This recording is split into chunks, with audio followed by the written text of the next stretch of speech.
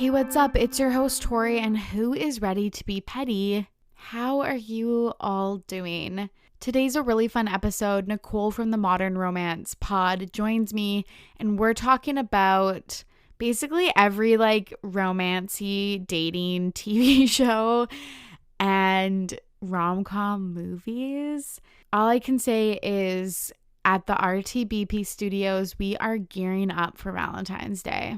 I feel like a lot of things are happening in Bachelor Nation, IRL, and there's just a lot of really good celeb news. So make sure you're following me on Instagram, Twitter, and Facebook at RTBP Podcast. I'm doing some fact or fiction Instagram stories, which are really fun because you get to hear basically immediately from the RTBP community about certain celeb controversial issues. So definitely check that out.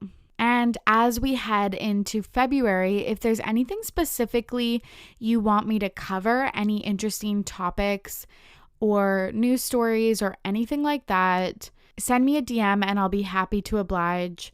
My episode with Nissy from TikTok comes out this weekend. We did an hour-and-a-half podcast on Niley, which is obviously Miley Cyrus and Nick Jonas. I can't wait for you all to hear it. Anyways, here's my conversation with Nicole. I'm here with a very special guest, Nicole from the Modern Romance Podcast. Nicole, how are you? I'm great. Thanks for having me here today. Yeah, I've been so excited to record. I can't wait to pick your brain on a bunch of different topics we have. I kind of feel like this is a Valentine's Day romance dating kind of episode, which is really, really fun. Totally. It should be fun. Dating, love, all that stuff should always be fun. Totally. So can you tell us a little bit about yourself? So I'm Nicole and I live in New York City. I'm 30 years old and I'm single. And it's kind of why I started my podcast. Being single and 30 is really tough in today's modern age. And there's so much negativity around the dating scene.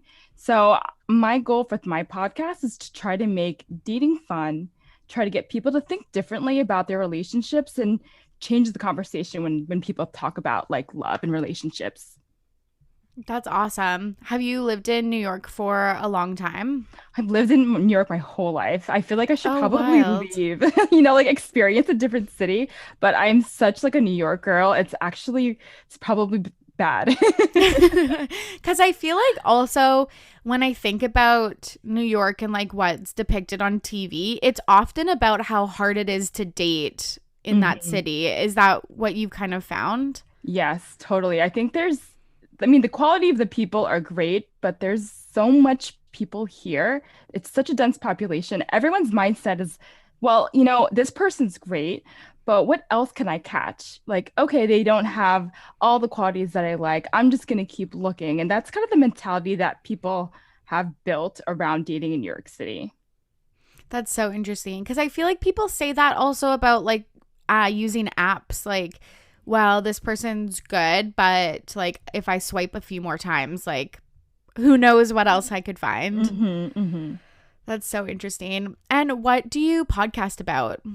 So I usually have people come on the show and talk about how they found love or them having a hard time finding love. And there's a lot of podcasts out there that talk about how to or what's the right way to do things. But generally, I try to get people who have experienced something really deep, something really meaningful, and sharing it with my audience. So I like to lead by example. If I have a dating story, I share it because someone's out there is going to listen and they're going to learn from my mistakes or they're going to learn from something that I took away from my experience. I know. I love on your Instagram when you share some of these details. I'm this is like watching my own TV show.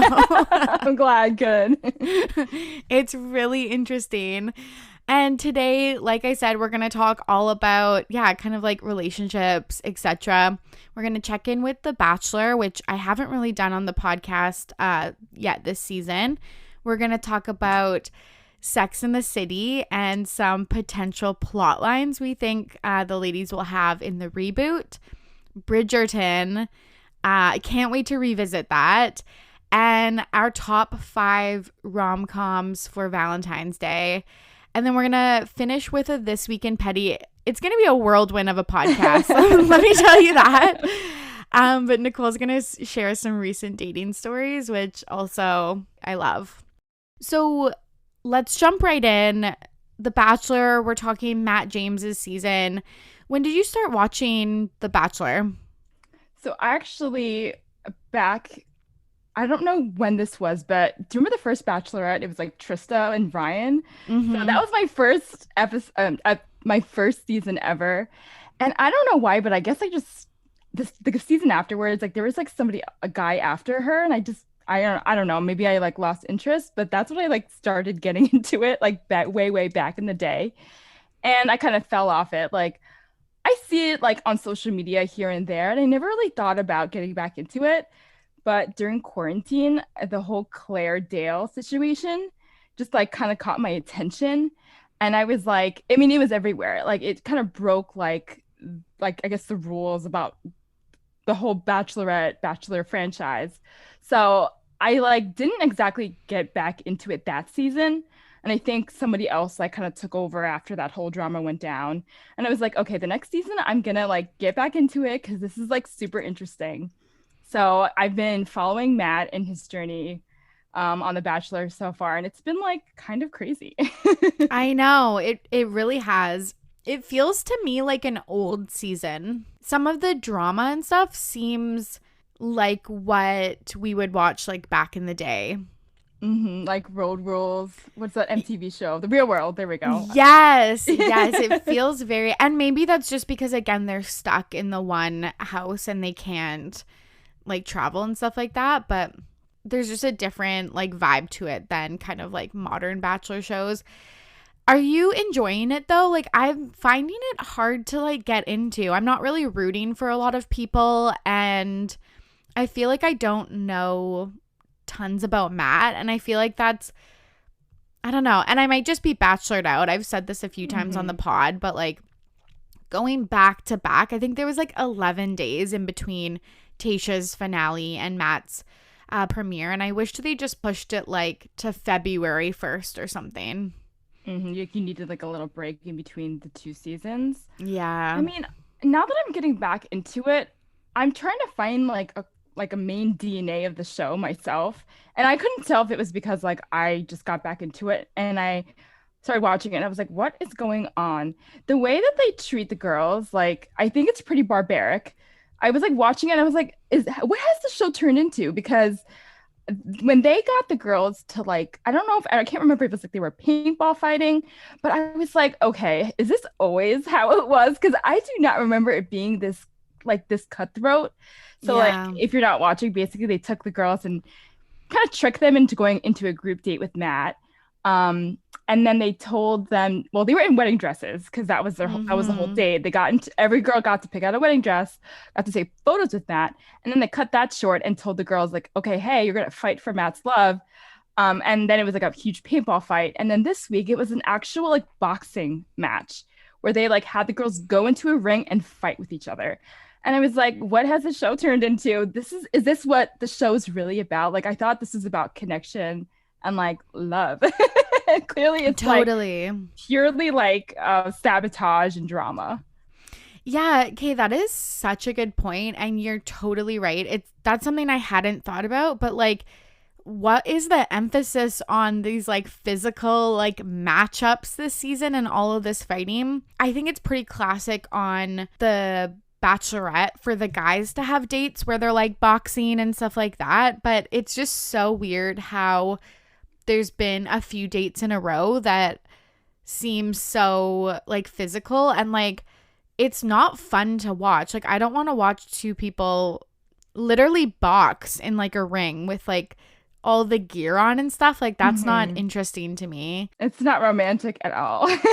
No, and like I would way rather just have more time listening to the conversations with Matt and whoever he's speaking to. And I think that's like another thing of why I'm like, I don't even know anything about him, because I've seen on other like podcasts or Instagrams or whatever that they've cut a lot of his like responses to the girls back, and like that's why it seems like he's always like, thanks for sharing, and then like makes out with them. They like cut his actual like conversation, and I'm just tired of like, yeah, these like really gimmicky dates and then these conversations that seem like one-sided or like really, I don't know, put together by producers. I mean, that makes sense because it does seem a bit shallow. Like the conversations are all about like, okay, I want you to be vulnerable, like open up to me. And then she does. Like a lot of the girls have been really trying. And once they do, he's like, okay, thanks for sharing, makes out with them. And like that does make sense because I'm pretty sure he doesn't seem like a really he doesn't seem like mean-spirited. And I'm pretty sure he has a lot to say. Just like based on his bio, he hasn't been tied to this franchise before. So maybe that's part of it too. Like he's not really sure how to act. Maybe the producers like want a response from him and they're just not giving it to him. Maybe they think he's too goody-goody. I don't know. Yeah, totally. And I feel like also they've had such a focus on this drama with like Victoria and Anna, etc., that like maybe they've just had to cut things for time. But I would way rather see people talking about real life things than like all the making out or all like this like staged BS that we're seeing.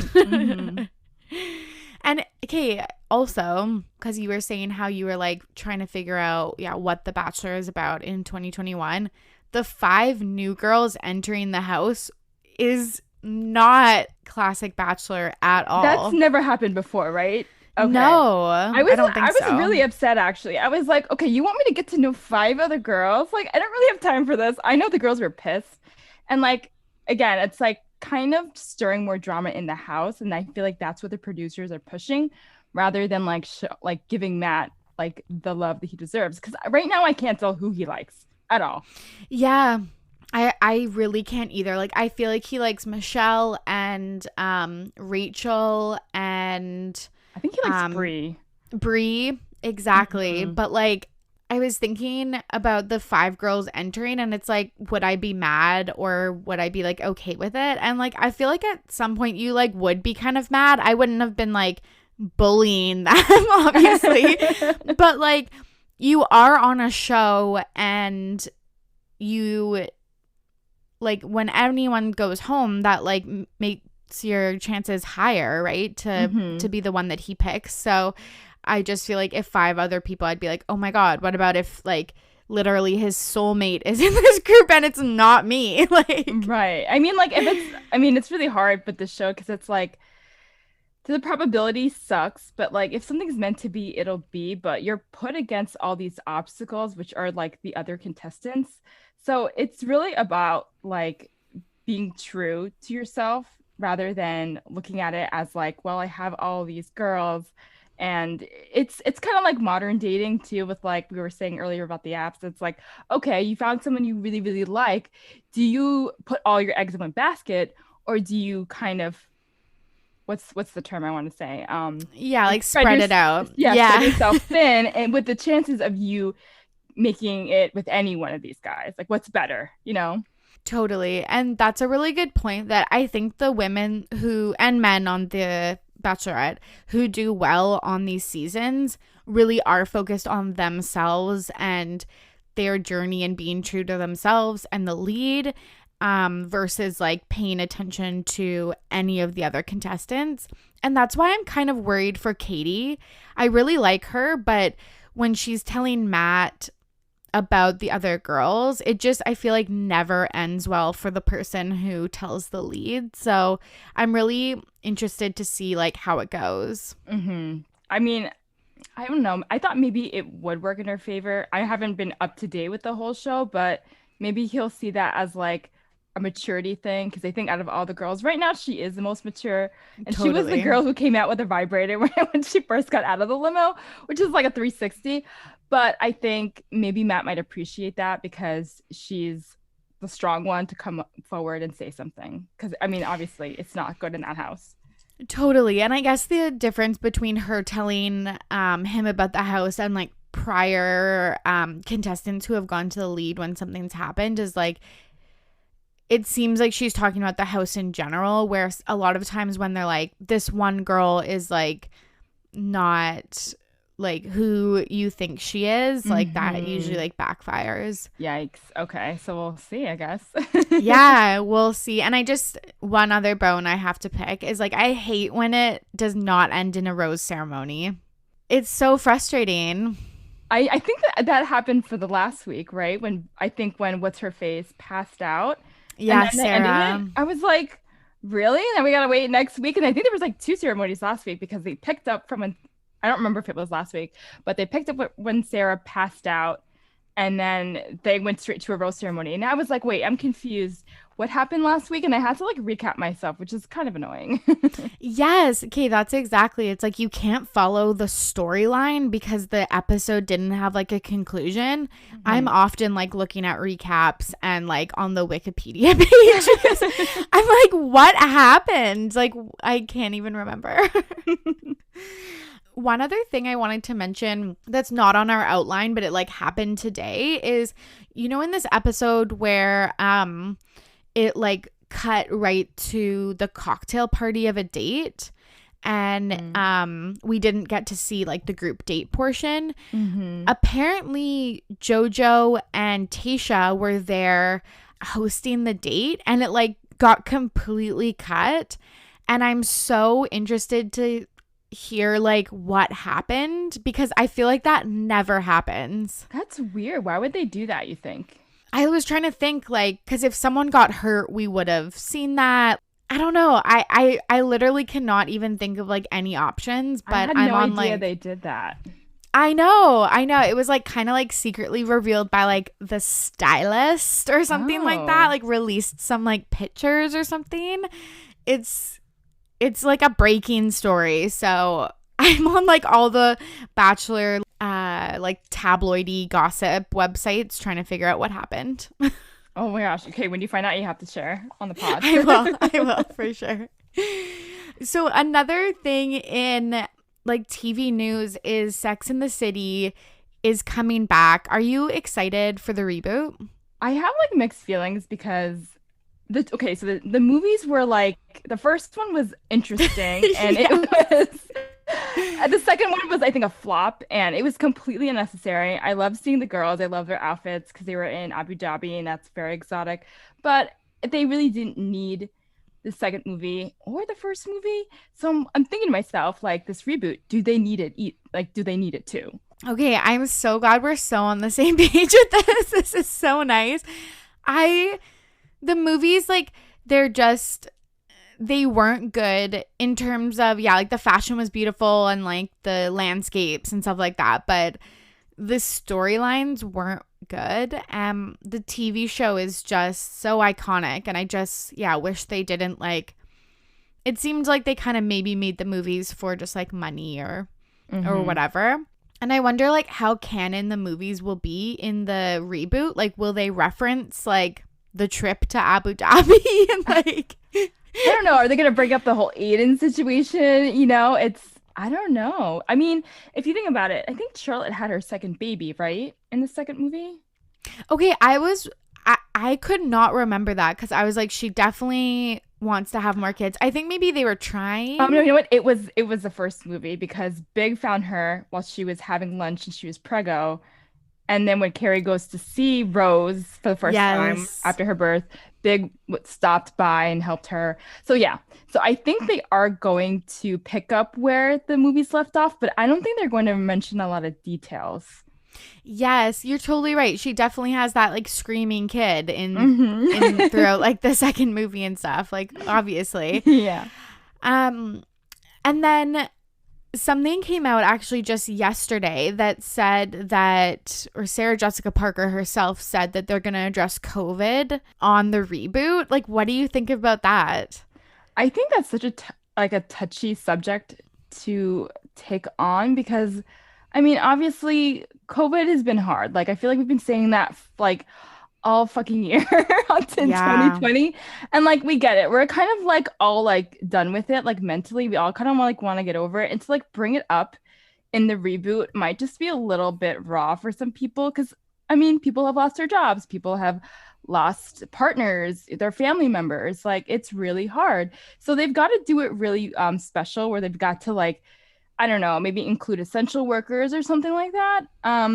It might be cool to see what kind of masks they wear, but other than that, like it's gonna be it might be a little tough personally for me to watch. I feel the exact same way. Like, I just feel like there's so much devastation and it's also still unfolding. Like, it's not like this is something in the past. Like, this is literally happening right now. So it just seems like a weird direction. And I wish that they lived in a COVID-free world. Because I'm like, it also is TV. It's like you can just pretend that doesn't exist. Right. Like when I watch TV now and I see like a regular show or movie and nobody has masks on, I'm like, oh, those were the good times. They're like, oh, good for them. Like we don't want to watch TV with people with masks on. We can just go outside and do that, you know? Totally, totally.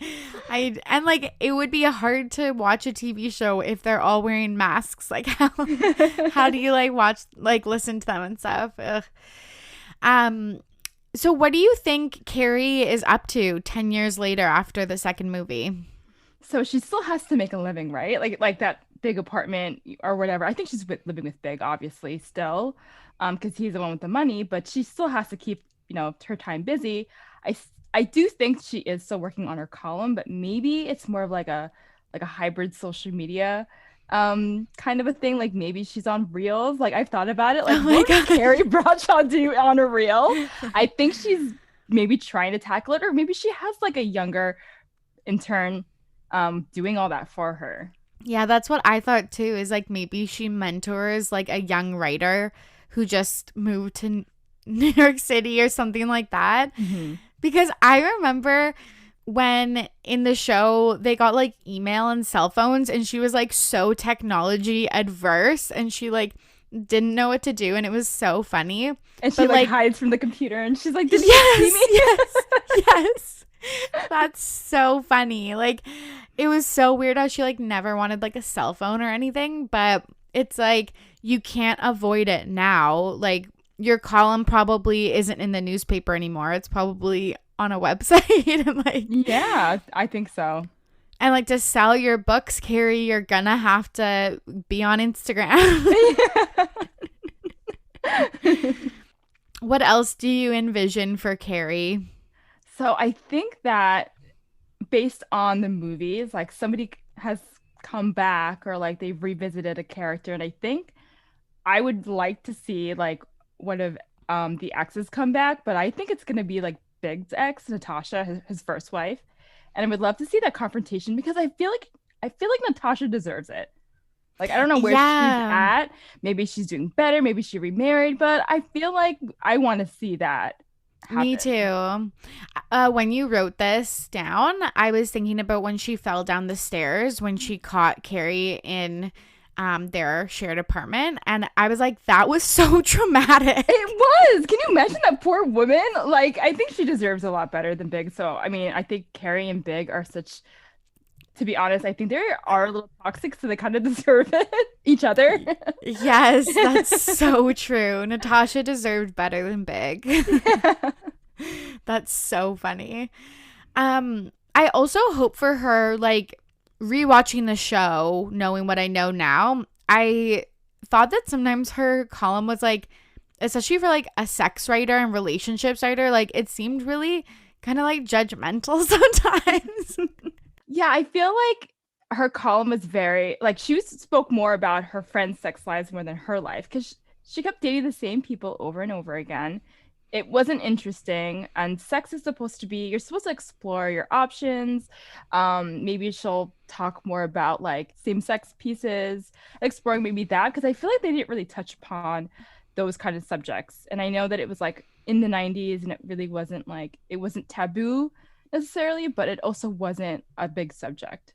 I don't know, like she just seemed to talk about one thing. And I guess it's like also, it's not a real article and it's used to like further the actual TV show story. Like, so I get that they couldn't talk about everything, but yeah, I just hope that, yeah, she's evolved as a writer that way. Totally. And what about for Charlotte? What do you think Charlotte's up to in 2020, 2021? So because of COVID, a lot of people left New York. And I wouldn't be surprised if one of the ladies left New York for that reason. And I think it would have to be Charlotte and I think I would imagine her going to the Hamptons. And a lot of people in New York did that who have like the money, and I'm broke, so I would never.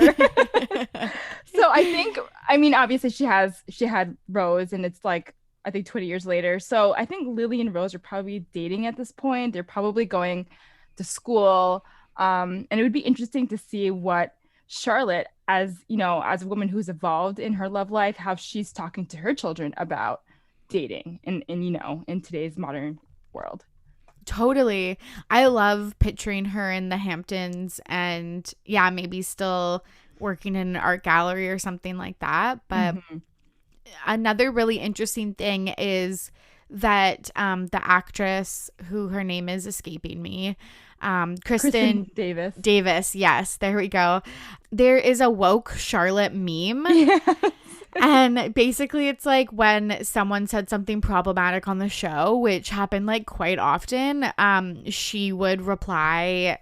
It's like a made up reply that she would have that was like really articulate and kind of like debunked some myth that the girls were talking about. The actress has like commented on those memes and like said like, I love these, like I fully support these. So I wonder if they're gonna try to like weave in woke Charlotte to the plot. I think she is a lot more woke than she was in the beginning of the series, so I think they should definitely incorporate that. Yeah, it would just be so interesting if they chose something that was like basically created by fans. I think that's like would be a really cool element if they like listened to their fan base and did that. That would be smart if they did. Yeah, it would be, because I feel like a lot of people, I feel like everyone's going to tune into this, but it would get people definitely to tune in. And where do you see Miranda? So Miranda, I feel like has always been just like a very strong, like independent woman. I don't think we mentioned this in the outline, but I always thought that maybe she opened her own firm. I could see her doing that. Yes, I love that. I was thinking that too, that she was still like a working gal, still like a badass lawyer, but like maybe she was working on some like really famous case that was like years in the making. Or I love the idea of her opening her own firm because, well, we all saw their work struggles, but I think that was a really big part of her life, is like work-life balance and being a woman in like a maybe male-dominated field or firm. And yeah, it was always one of my favorite parts of the TV show. Do you think she's still with Steve? I think so. I don't know if they would bring up like another affair, because they did that in the first movie. You know, it seemed like it would just be like not typical for them to redo the same storyline and then have them break up. But I mean, who knows? It's possible. Like, she's had a bunch of like exes and lovers, and who knows? Who knows what happened to Steve?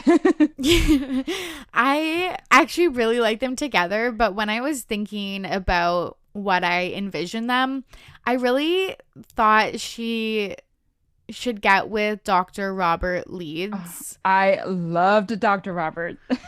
Me too. And I guess like so hot. He was so hot, and he was like perfect and a doctor. But I guess like Steve is like Brady's dad and stuff like that, so it makes sense why she would want to like make it work with Steve. That's true. And then I was like randomly thinking, because I was like, in the movies they talk about Aiden like he's not in their lives anymore. So, and then I was thinking, didn't he open a bar with Steve, and that's how him and Carrie reconnected? And that's true. I'm like, is that still like running? would they I have that think connection to Aiden? I think maybe they might bring up Aiden again, but I don't think they would hire the actor again. Just like due to contracts and Hollywood stuff. But I think it's possible that maybe they still had the bar, but then it got shut down because of COVID. That would be Right? that would be like such a perfect like segue into like why they don't have it. If they're addressing COVID, I really like that theory. Yeah. I could also see like Brady, he must be college age now, so it'd be Mhm. really interesting to see like maybe he goes away for college and Miranda and Steve are like empty nesters or something like that.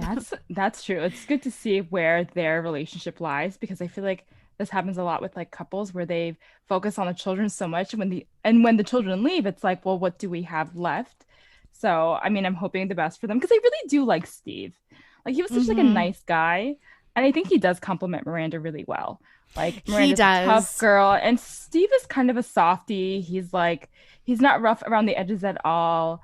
So sweet. So yeah, I think maybe Brady might have held them together, but we'll see if he's just the glue or if they really have a really good compatibility.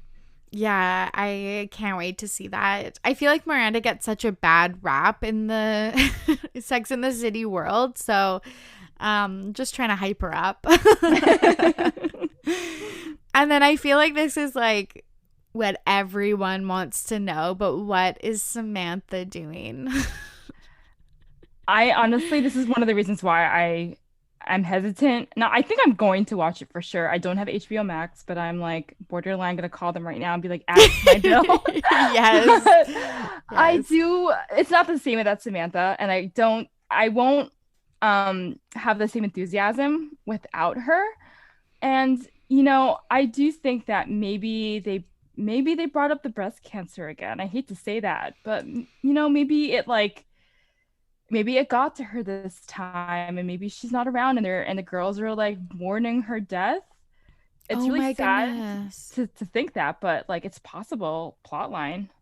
That is such a good point and really sad, but also like realistic. I think that this is maybe a hot take. I don't know. And like it's kind of morbid, but because the TV show really is about like female friendships and guys as accessories, as Charlotte has said, that it would be weird if she just moved or had a falling out with them. Like, that doesn't seem accurate. So I feel like the only way that they can like pull off Samantha leaving is something like she passes away and there's like Hmm. no option. Because like even when she lived in, I think, California or whatever, Hmm. in one of the movies, like she still was calling them all the time and visiting them. So if she just moved like across the country again, She would just do it again. yeah, they would like call her or whatever. So maybe she has passed away. Yeah, that would be sad. Yeah. Yeah, that is really sad. But maybe realistic. I don't know. It would just be, I don't know how they would explain a falling out or travel. One of my biggest pet peeves on TV shows is when an actor has left and then they try to like fake a phone call and it's like one-sided, or like they even have like the person's like a different person and it's just the head like, and you can only like I don't know if you watch Grey's Anatomy, but at like one of their weddings Christina was there, but it was just like another actress and it was just like her black curly hair like They did that, sitting I in the think. audience. They actually did this in Fresh Prince of Bel-Air. They replaced Vivian, the mother, and they actually addressed it on the show. So like in a brand new season, Vivian comes on, and then I think Will says, "Oh, Vivian, you look different. Have you changed your hair?" And it was kind of like a nod to like changing the actress. But I mean, do you think it's possible that they're gonna like find another actress and like not address it on the show? Yeah, and be like, this is Sam. I don't think so, because I feel like something about Sex in the City, definitely not the movies, but the TV show was like grounded in like some type of reality. Like they didn't do anything like, yeah, like breaking the fourth wall type thing. So I think it would be crazy, and I would feel so bad for that actress because I just feel like they would have so much comparison or like possible backlash. So yeah, that would be wild if they just like replaced her with someone else and then just was like, "Hey Sam," like I don't think they should. yeah, it would be so hard. And to again, like this show started in the 90s, to have like say 30 years of history, it would just, I don't know, seem kind of weird. Disrespectful a little bit too. Yeah, I feel so bad for Kim Cattrall. It seems like she didn't like where the Sam story was going, or she was kind of getting like repetitive storylines, and then yeah, it seemed like maybe she just didn't get along with Sarah Jessica Parker, and I don't know who's to blame, if there's anyone, but I kind of am team Kim. Me too. I think there was a post that she put up, and I don't know if it was because of the whole announcement about Sex and the City returning and she wasn't there, but she put up a photo. I think it was a black and white photo of her like kind of leaning against a tree, and it was about she dedicated that post to mental health. I don't know if you saw it, but it just No. made me realize like, okay, like maybe she just truly doesn't want to be a part of the franchise anymore. She's been Samantha Jones for such a long time. And you know how like actresses and actors, they get kind of known for like their main role, like Harry Potter, like Daniel Radcliffe is always going to be Harry Potter, and things like that. So I wonder if maybe she's moved on mentally from like Samantha. I don't know if it was like, Sarah Jessica Parker and the girls not getting along with her, but I think truly she just wanted to move on with her life. Like Rachel and Jennifer Aniston, like Jennifer Aniston's been in Hollywood forever, but she'll always be Rachel. And I think, Kim Cattrall, she's earned it.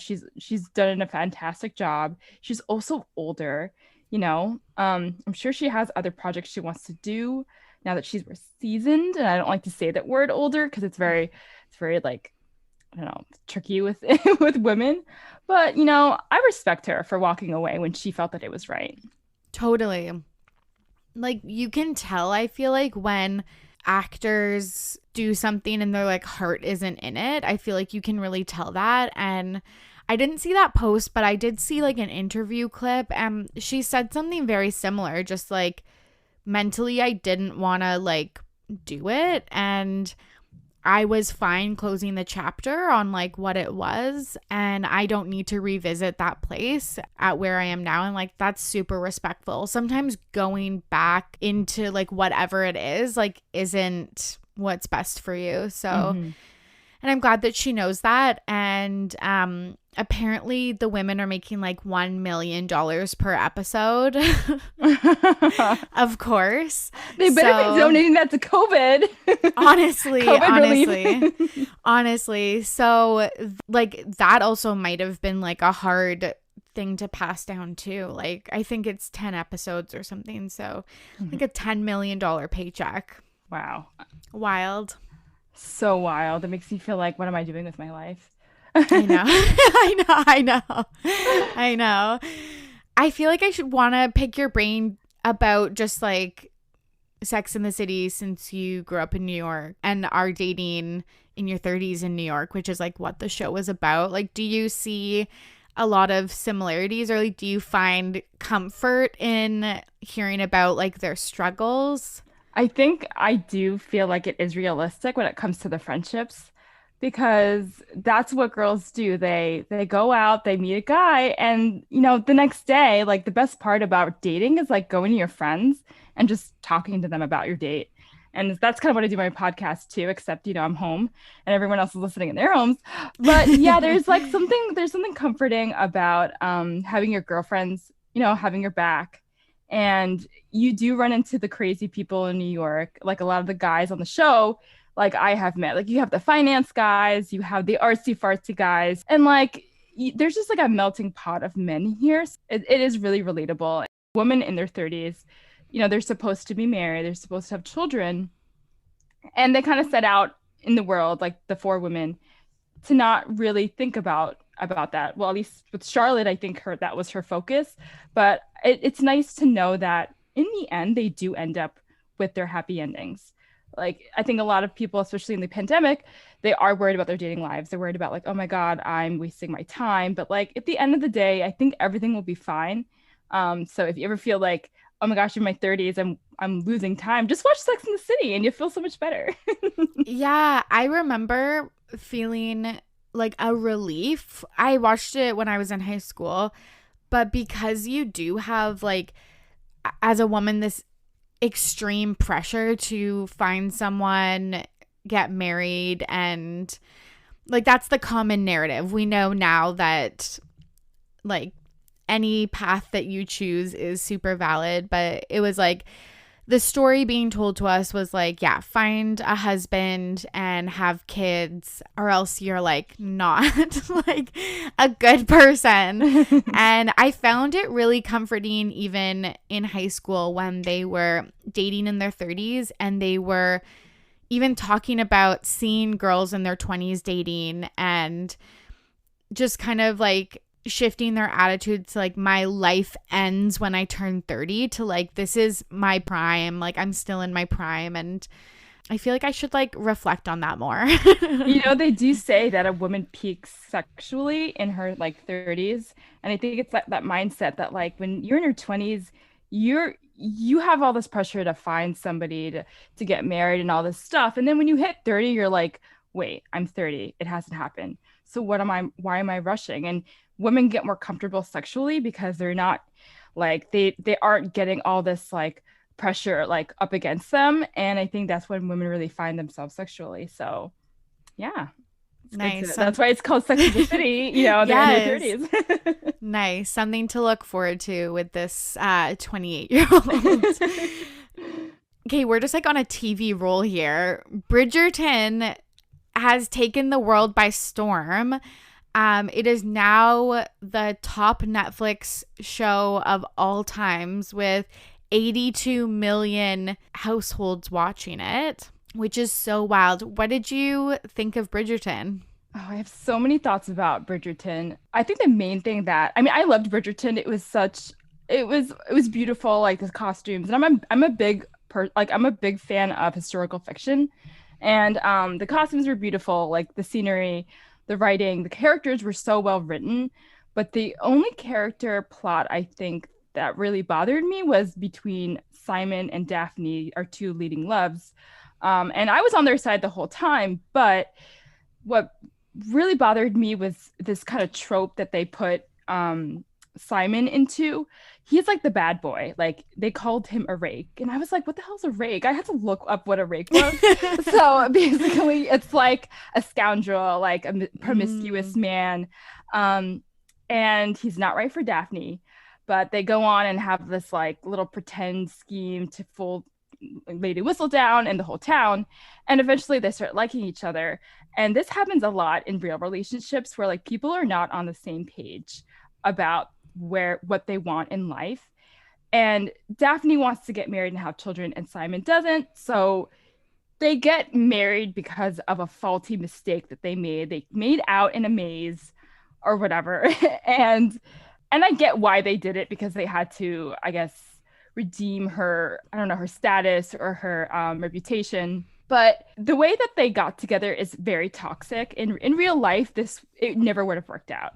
When a man says like, I do not want children, I don't want a relationship, and you stick around and you marry them anyway, it will never end well. So I think that's what really bothered me, is that a lot of movies put this bad boy kind of like storyline, and the girl ends up with the bad boy and he changes. Like overnight, he was like, Daphne's my family. That's so unrealistic. As much as I loved it, it was just something I just kept thinking to myself, like, I hope there's not a young girl out there who thinks like this is realistic, because it's not. Yeah, it totally was like the classic like girl being like, I can fix him. Like, Yes, and you cannot, honey. Like, please. He should have gone to therapy for his issues. yes. I'm not going to spoil it for people who haven't watched it, but like she pretty much makes this huge speech about like why he should have children, And then then they have the baby the next episode. And I thought it was just a little bit rushed too. Like I would have loved to see a little bit more development. They get married and they have like crazy like marathon sex, which I'm like, okay, I thought you guys didn't like each other. Like you guys were starting to like each other, but where did that come from? I know. Like, obviously, that was the best episode. But like, My eyes were glued. Like, yeah. the staircase, really? Yeah. That is like forever etched in my mind. Like, I think that there's a few things. I need to do a rewatch. I watched the whole series or the whole season in 2 days, and I feel like I'm starting to become like anti binge watcher because I've binged so many Netflix series that I'm like, what the F happened? Like what were the details? Like, obviously I know the major plot lines, but I forget so many little details. But you're totally right. The ending was really rushed. And I think that's because they just had to wrap it up because next season, Anthony is going to be the lead. Mm-hmm. And so I think that they just needed to like finish that storyline. Their like reconciliation was basically after they were like living in separate rooms and like basically living separate lives. Like they didn't even show them talking it out. And that's like juicy detail. Like that I would want to watch that. I feel like it might be boring. Like in real life, I feel like that might require like a lot of therapy and that might require a lot of like annoying, like stupid conversations. But like that's what a marriage is. And I don't think depicted it very well. Like they made it very Hollywood. Like someone makes a romantic gesture and that's just supposed to fix everything. And I think that in order to have a mature, deep, loving marriage, not even a relationship, but like a marriage, that's something that was like so not well written. I know, that's such a good point that it was like sweeping romantic gesture. Like that's a band-aid on a situation. Mm-hmm. That's not like a long-term solution.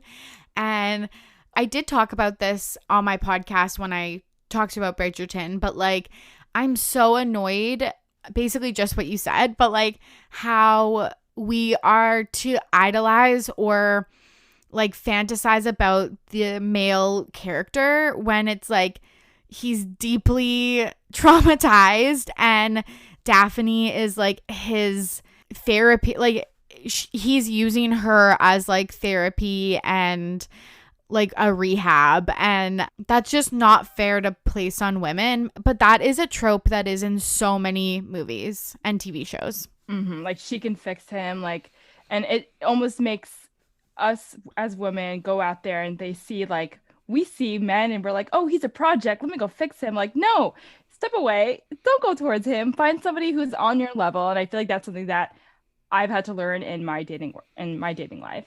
Yeah, find someone who's working on themselves and working through their own shit, like separate from your relationship. Like, I couldn't agree more. Mm-hmm. This is like the biggest spoiler, but if we're doing some of our like hot takes, like Simon and Daphne would not stay together. I thought I had to include this one. So again, if you don't want to be spoiled on like the biggest thing, which is Lady Whistledown's identity, skip ahead. I think that it should have been obvious to the viewers that it was Penelope. Mm-hmm. Because it was so obvious. I think at the point when Marina Thompson made it into the papers, that I was like, how did that happen? And I thought it was actually maybe one of the mothers in the beginning. Oh, okay. Yeah, because I was like, it's like a mom thing. Like, I don't know what it is, but older women, they know when someone's pregnant. So I was like, maybe that's it. And like, I kind of threw me off when Eloise showed up at the house and she's like, I know who Lady Whistledown is. And Penelope has like this, she snaps at Eloise. Like that kind of threw me off. Like I was like, I guess Eloise and her fight distracted me from Penelope being Lady Whistledown because I thought they were having their own moment. So like I got lost in that moment. I didn't even pick up that maybe Penelope is snapping at her because she's like, oh wait, I don't want her to find out that I'm Lady Whistledown. Totally. That's a good point about it being one of the moms, because I could have seen it be the girl who's also pursuing the Duke's Oh, mom. yes. Yeah. I don't remember her name, but she was like Daphne's like competition for the Duke. She like faints Oh, yeah. in the middle of Blonde the girl. ball. It's like it clearly was not the lady at the modiste, because she would have never been at any of the parties, because she's like She's a like a working worker. gal. Yeah. Yeah. And it's just so obvious that when Lady Whistledown talked about Marina's pregnancy, that it was like, okay, well, it's someone who's at all of the balls, and it's someone that has inside information about that family. Definitely. I totally agree with that. And it was just so obvious, because it was like, yes, every single piece of gossip was something observed at a party, and it was never any of the queen's parties, because Penelope wasn't there. And then it was like this private information that like only the like 4 women of that family knew. So it's so And it's like obvious. I know. Now that I did rewatch it, and there were so many little details like I picked up. Like, I don't know if you noticed, but there's a card that the girls carry like on their wrists, and like the term "I'll pencil you in" came from like those times when like men would go to these balls and they would literally take the card and put their names on this with the pencil, and that's where that term comes from. And I actually had no idea like that was even. I thought the saying was like literally a term like, okay, schedule me in, but that does come from like the old times that men had to pencil themselves on a card, and they were carrying those cards like around in these balls. So like, yeah, I definitely picked that up, and then I definitely picked up like it was pretty obvious that it was like Penelope, and just like other things that bothered me. I mean, it wasn't on this outline, but I think when Eloise gets on Daphne's case about wanting a husband, and like Daphne and Eloise are on 2 different spectrums. Like Eloise is like kind of the independent, like, I'm a smart woman, I don't want to have a husband because it's going to downgrade me. And Daphne's like, well, I need to make sure that, you know, I'm secure in life. And like they are both polarized opposites, but like why can't there be both? Like I hate that and or kind of situation. Like women should be able to get education, and I get it was like an older show and like women didn't get a chance to do both or didn't get a chance to get an education at all. But like I just feel like it's like a reminder of like, oh, if you're successful, you won't be able to hold a husband, and vice versa. If you have a baby, if you have a family, then you won't be able to pursue an education, which is, I think, not true. Totally, because I'm like, if you were her sister, you would want what she wants, even though it's not what you want. Like, isn't that what being a woman is like having the right to choose whatever path you want? So yeah, it was like frustrating when she like hated that for Daphne, because sometimes that's what people long for most, is a marriage or relationship or kids or being a stay-at-home mom or a housewife or whatever. And like those are all valid life options. So yeah, I completely agree. It's like we're always told that there's a one or the other situation, and yeah, that's not the case at all. Are you excited for Anthony taking over the lead? I feel like I'm gonna miss Simon and Daphne. I was thinking the same thing. I didn't actually realize what the whole like sequence of the show was, because in my head I was like, okay, they have a baby. Sorry to ruin it for everyone who hasn't watched it yet, but they, do end up having children. And I thought like, okay, well, next season we'll just see what they're up to. And I didn't realize that each season is going to be a different Bridgerton sibling. Like it's going to be Anthony next, and eventually we're going to get to Eloise and then the other kids. I can't remember their names, but Anthony, I feel like is sort of like a very flawed and deep character, and I think he has had a lot of airtime on the show, and we already know what's going on with his world and what happened with Sienna.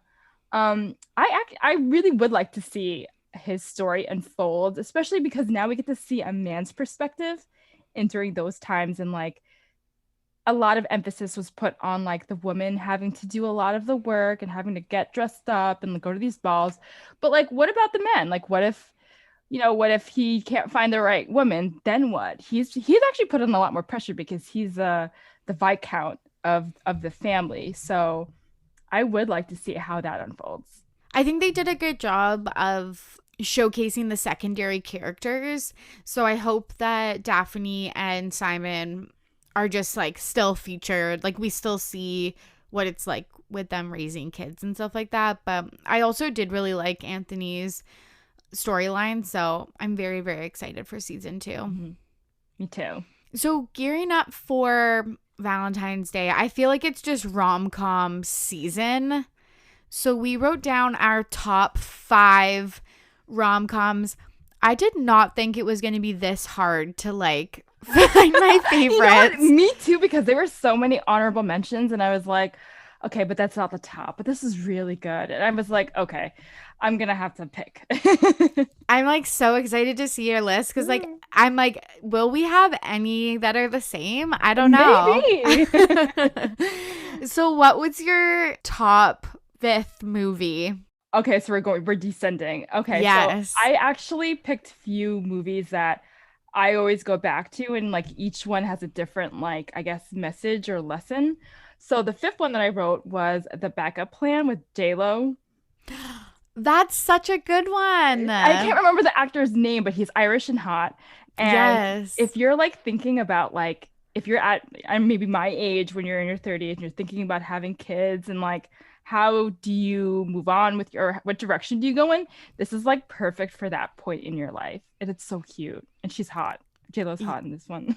Yes. Okay. My 5th movie is actually another J-Lo movie because I love all Jennifer Lopez rom-coms. She's good. She's a good rom-com actress. Yes, and she's so beautiful, and I like the movies that she's chosen to be in. So mine is Made in Manhattan. Oh, that's a good one. I thought you were gonna say what's it called? The Wedding Planner? Wedding Planner. Which is also a good one too, but Made in Manhattan, that one was pretty cute. I almost chose The Wedding Planner, but I still always feel weird about that movie because Matthew McConaughey and sometimes J-Lo are like basically like cheating on like other people. I did the same thing, and he almost gets through with the wedding at the very end. I don't know if it was the woman or Matthew McConaughey, and he just goes up to her, and they look at each other, and they're like, "Yeah, we shouldn't get married." Like, what the hell is that? You wasted everyone's time. Yes, it was her. I think she was like, I realized like this is like wrong for me, but like it's hard to take yourself out of the fact that they're like, yeah, basically cheating on other people, at least emotionally, not physically, but that almost seems worse. Made in Manhattan, I think it's just like, it's just fun. I love the types of movies where it's like the girl dresses up like in like this really fancy clothes and like the ball gown. Kind of like Pretty Woman, but like Manhattan style. Yes. So I really like that one. And Tyler Posey is her kid in that. And it's just a cute little movie. Mm-hmm. And the lead is just like really good with the kid. And I like everything about it. What is your 4th movie, top 5 rom-com? So the 4th one that I have is a little bit more recent. It's something that really resonated with me because I did go through a breakup over the pandemic last year, and it's on Netflix. It's called Someone Great. Oh, that's such a good one. And it's very millennial if you are in that age group, which I think we are. But yeah, if you're getting over a breakup and trying to, I guess, maybe think about the next decade in your life, this is a great one. Gina Rodriguez gets broken up with, and basically at the beginning she's just remembering all the good times, and then throughout the movie she realizes that they were having problems and comes to like some closure through that, and it's a really, really good movie. And it's on Netflix, right? Yeah, it is. Okay, this one's like kind of embarrassing. but I chose A Cinderella Story with Hilary Duff. It's a classic. It's just so fun. I really like the Cinderella, the newest one that came out with what's his face from the Game of Thrones, Richard. I don't know his last name, but it's with Lily James. Yes, Anything yes. Cinderella is just like whenever you hear like the term a Cinderella story, like it's a good time. It's a good time.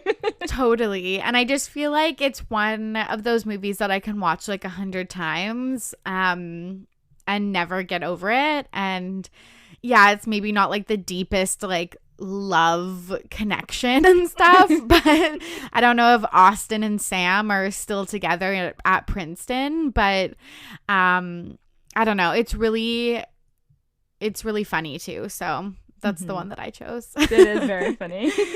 What's your number 3?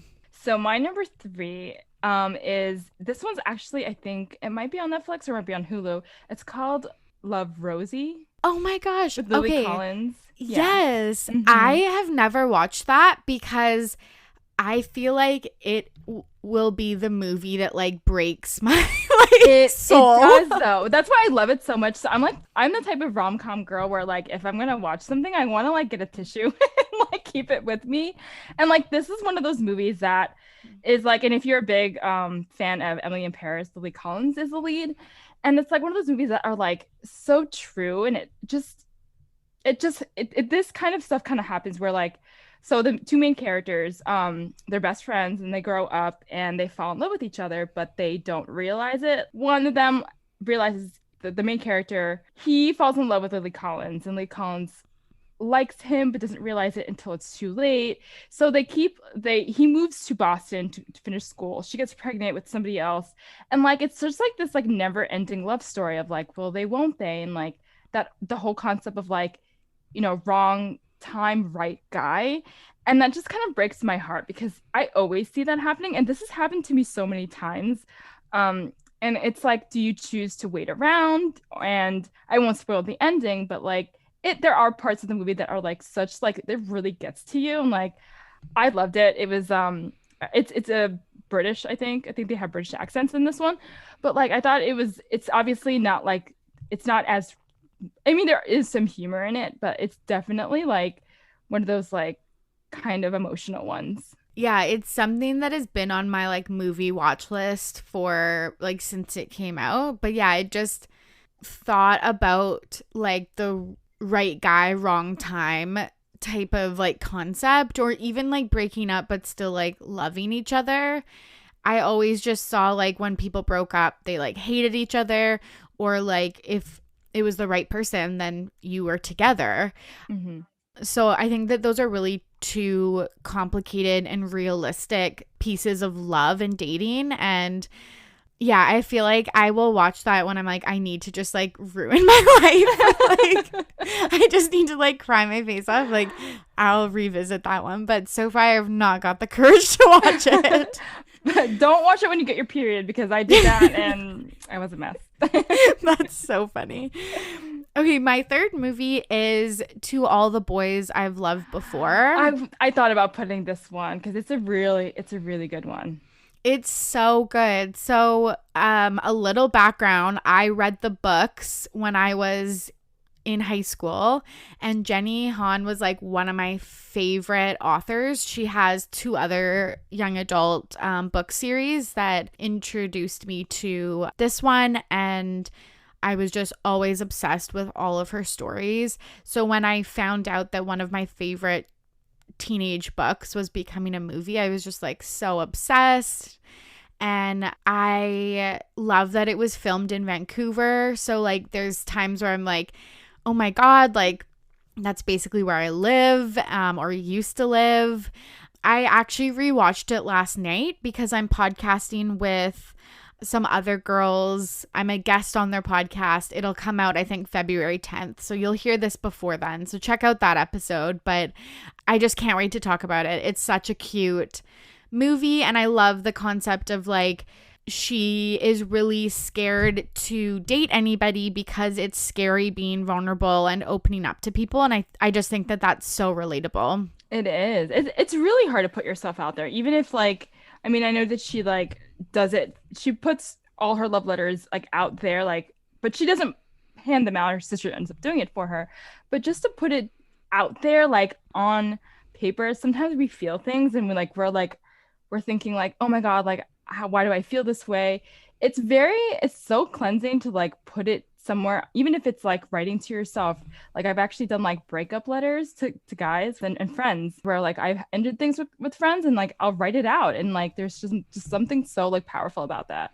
And that's kind of what she explains. Like, I would never say this to their face, so I'm like writing it down. And it just also shows you what can happen when you do choose to take that leap and be vulnerable. And her dad, there's a scene in the movie where her dad's like, I'm so grateful that you did that with Peter, because I've seen the way that like your life is unfolding, and like if you stay closed off, like you're going to be closed off to life. And yeah, I really like it. Obviously, like there's really fun parts and like the fake dating is like far-fetched and stuff, but like the actual like moral of the story I think is really sound. Okay, what is your number two? So my number two, and I always go back to this movie a lot, is He's Just Not That Into You. I always see it on TV whenever it's on. I'm like, okay, let's just sit down and watch it. And it's like, I feel like this applies to a lot of people in relationships. And it doesn't matter if you're married, single, and for people who haven't watched it, they follow different women who are going through different stages in their like love journeys. One is married and her husband's cheating, and her husband happens to be cheating with another character in the show. So it's like this huge web of like stories. It's kind of like Love Actually, but like the American version. And people are breaking up, people are getting together, and like each woman I think has their own journey and a lesson at the end. So I always watch this movie and I always pick up something different because I'm always in a different place in my dating life. So I always feel like it's always telling me a different thing. Yeah, it's one of the best movies with that rotating cast that I've ever seen. That's a really good one. I should revisit that one. I haven't seen that one in a really, really long time. My second movie, again, kind of embarrassed, but it might be like honestly my like, it's hard to choose an all-time favorite movie, but I would say this is like in my top 20. I've seen it a million times, but What a Girl Wants with Amanda Bynes. I love that movie. It's so good. I love the father-daughter storyline and the parent storyline and their first kiss in the lake or like that pond. All of it is just so good. And I obviously love like a British like storyline, like location. I've got to rewatch that one. I feel like it's been so long since I've seen Amanda Bynes on TV. I miss that era when she was just like this really fun, young, lively person. And obviously she's not that person anymore. But yeah, I mean, a good Amanda Bynes movie it'll get you through a lot. Honestly, yeah, she is one of the people that makes me so sad that like the way that her life is unfolded with like all of this Hollywood pressure and stuff. Like she was such a bright, young, vibrant girl, and I just wish her all of the best. Okay, this is down to your top choice. What is your fave rom-com? So my favorite rom-com is How to Lose a Guy in 10 Days with Kate Hudson and Matthew McConaughey. It may not be everyone's favorite, but I don't know what it is. Like it must be the acting and the wardrobe because I love Kate Hudson's looks in this. But I think it's very relatable to anyone who lives in New York like me, who is a career woman, and she goes through a lot. Like she's working at this magazine that doesn't exactly, fulfill her soul. And she wants to write things that really matter in the world, like maybe something a little bit more political. And she has the task of trying to date Matthew McConaughey. And the plot twist is that he's trying to find somebody to fall in love with him over a bet. And it is not the most realistic movie, but I think that's why I pick it, is because like nobody has time to date each other in New York, especially in 10 days in a row. And if I had to envision my dating life, it would probably be like this movie. Like she pretty much like does the craziest things that you're not supposed to do with a guy, and she gets away with it. Like, can you imagine? I think my favorite part of the movie is just their chemistry. So good. I just love watching the two of them. That's Oh, such a good yeah. movie. I like when they go to like the baseball game or basketball game. I should Yeah, I'm probably rewatch gonna it. watch it on Valentine's Day or something. Nice, nice. Yeah, these are like our recommendations. If you agree with us or if you watch one of these, like let us know what you think or let us know what your top Mhm. 5 is because I would love to hear it. It was really difficult to Mhm. choose. So my top movie is My Best Friend's Wedding. Oh, I love that movie. Me too. It's so good. Like the fashion is so good. The location in Chicago is so good. I loved Cameron Diaz when she was like in this era. Like the cast is just so perfect. It's such a good movie. And I always watch it and I think like, oh, you're rooting for Julia Roberts. thank you. I was gonna call her Julie Andrews. For Julia Roberts' character to pick up Dean McDermott or whatever his name is. But the real love story is between Cameron Diaz and or Dylan Yeah, yeah, McDermott, I yeah. think is the actor. Yeah, I feel like it's kind of similar to Love Rosie. I know you're gonna watch the movie, but like there's a similar scene at the very end when Julia Roberts makes a speech and she pretty much says to the groom like I will always love you and like I and she finds peace with it and she comes to terms with it. And I think that's a really hard thing to do. And it's something that we all have to do in our love lives, when you have to like let somebody go and it's so painful, but you do it for yourself. You do it because you love the other person. It doesn't matter if you want, even if you're not with them, like if you truly love someone, you have to let them go. Again, that's like a hard pill to swallow, but it's just so good. And then obviously the singing. Oh, I love that scene when they're singing Say a Little Prayer. It's so good. Yeah, so that is my favorite rom-com. And again, probably like in my top, could even be in my top favorite movies of all time for sure. But yeah, let us know if you choose to watch one of these for your like Valentine's Day plans. And tell us what you think if you watch something new. Okay, so Nicole, what is your This Week in Petty? I started seeing someone very recently and I really, really like him. And when you really like somebody, you start doing like really crazy things. And I actually had a whole episode dedicated to being like crazy when or feeling crazy when you're dating. And so it's been hard dating during COVID. We met, over dinner, outdoor dining the first time, but the next two times we went out, we had to keep it inside because it is just so cold in New York. So the second time that we went out, I went to his place. We watched a movie. I bought over a bottle of wine. Um, and I had a great time with him.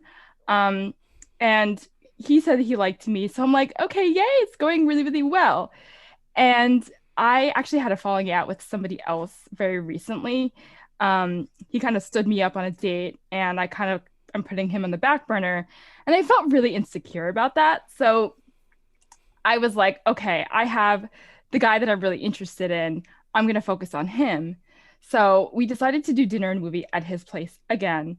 And I'm not a big fan of like going to a guy's place very, early in the game. But I really don't know what else to do besides freezing in the cold or Zoom dates, which is fine. But we decided, okay, like let's do dinner and movie at his place. So second time that I went to his place, I brought over that bottle of wine. And I remember we didn't have that much wine. I had like two small glasses, like, like really small. And he had the same amount.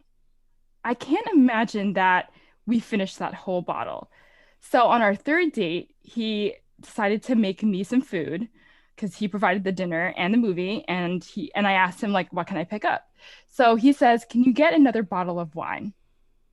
And I was like, oh, and a little like light bulb like came out of my head, and I was like, um, do we really finish that bottle of wine from last week? And he said, yeah, we pretty much did. And I didn't believe him. Oh my So, God, I'm dying. and it could be because the other guy got me like, I was feeling really insecure again because of the other guy. And it might be because I like this new guy. So I was like, I'm going to play it cool. I go to his place. I brought a new bottle of wine, and I was tempted to look in his fridge. Like, I'm going to find out if this bottle of wine really disappeared. Because in my head, what I really thought was that maybe he shared or finished the bottle of wine with somebody else. It's just weird. It's just weird to like have somebody bring over a bottle of wine and finish it on your own. I think that's a little suspicious. So I was being a little petty about it, and I tried to ignore it. And when I was at his place, we opened the new bottle. We started watching the movie, and at one point he got up to go to the bathroom. Oh my god! Oh my god! And I was sitting on the couch, and I was like, okay, like maybe I'll make a run for it. Maybe I'll go to the fridge and check the bottle. But then I realized his phone was right there. Oh my gosh! And I did what a mature woman should not do. And I'm not saying this because I think this is what you guys should do, but take it from, my mistakes. I decided to check the time, quote, quote, check the time, to see if I would find something that was there, meaning that there would be a message from a girl or whatever. And there was no working clocks in his apartment, to my defense, even though I was in the wrong. But I had a really, really weak moment, and I flipped the phone over, and I'm really not proud of it. And I mean, I can't tell if I was really being petty or not, but there were some messages on there. I decided not to look into it. There were girls' names, and I flipped it away. And I told myself, like, it was wrong. I shouldn't have done it. I am a little glad that I did it, because I needed to find some sort of outlet to get my anxiety out, because I was sitting there like, okay, like, am I being played here? Which, I don't think it was right, because we aren't in an exclusive relationship. I shouldn't be looking through his phone. We haven't agreed to, see each other and only each other. So I'm kind of a spiritual person whenever I'm a spiritual person just in general. And when it comes to like dating, I like to like manifest the kind of relationship that I want. And if you're going to do things like this, like checking the guy's phone, like being suspicious of him, you're going to find the things you're looking for, and you're probably going to prevent them. So that's my story. Don't be petty while you're dating, because it will only lead to you driving him away. So don't be like me. I'm probably still going to keep seeing him because he's really cute and I really like him, and I'm going to look past it. Nice. Okay, that is such a funny story. I really thought that you were going to say that you sprinted to his fridge and then he came out and your like head was like buried in his fridge. I thought about it, but I was like, what's the next best thing? And I was like, the phone. I mean, I'm really not proud of it, but you know what? I did it. I'm owning up to it. I'm dealing with my insecurities. I think it'll be fine. I'm just, none of us are perfect. So No. We all make mistakes, and I'm glad that I did it, because, and I addressed it. Totally. And now you can kind of like put that aside and then see him again. So have you felt that your fears are kind of subsided because of this? A little bit. Like I took my actions as like a sign of my own insecurity. And I broke up with someone during the pandemic last year. So it's been a while since I've been in like the dating game, like truly in it. Because a lot of us say like, oh yeah, I'm on the apps, I'm like totally like dating. But like if you aren't like putting yourself out there, kind of like Laura Jean from the movie, like you actually have to take a risk. Like, I don't know if it's gonna work out with this guy. I know I really like him. Is he seeing other people? Yes, probably. Am I gonna see other people? Yes, probably. But that's the risk that we all have to take, because if we don't date, then none of us are gonna end up with the people that we're supposed to be with, Totally. I love that. I love that story. That is so funny. I had no idea where it was gonna go. And I think it's really relatable. Like, that's the other thing I'll say is like, when you are saying the wine bottle is what started this whole chain of events, like, I can't tell you how many times where like the tiniest thing has set me off on a absolute like snowball effect. So I feel like that's really relatable. Well, thanks so much for sharing that. I really appreciate it. It was, I'm glad I got it out there. I feel like, okay, healing. Nice. Nice. Well, thank you so much for coming on the podcast. This was so much fun. And I feel like we talked about so much. Everything. I know. This is so much fun, Tori. Thanks for having me on the show. No worries. Where can people find more from you? So my podcast is on all major platforms, and I talk about kind of like the dating stories that I shared, my views about dating. It's called Modern Romance. I'm on Instagram mostly at Modern Romance Pod. You can also find me on Twitter and Facebook. Thank you so much again. Whew, that story was so spicy. I had no idea where it was going to go. So thank you again so much to Nicole for sharing. And thank you so much for listening to this episode of RTBP. If you enjoyed this episode, head on over to Apple Podcasts if you're not already there and leave me a 5-star rating and review. I love hearing from you all and I super appreciate the feedback. If you're looking for more shenanigans, give at RTBP Podcast a follow on Instagram, Twitter, and Facebook, and send me a DM about any topics you want to hear about or guest suggestions, truly anything. I love talking shit, as you all know. So anyways, have a great week. I hope that you are safe and sound out there. As always, I'm your host, Torry, and I'm ready to be petty. See you soon. Bye.